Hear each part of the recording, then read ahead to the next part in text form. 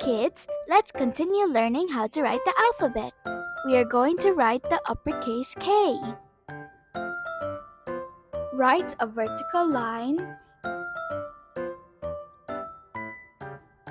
and go back to the top and write a slanted line to the left.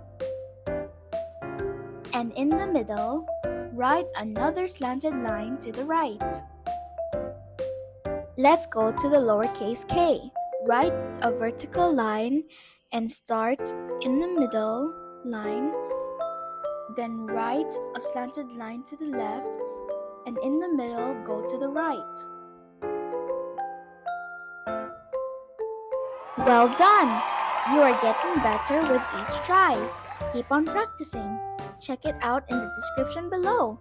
You can download our free practice handwriting worksheets and watch more of our videos.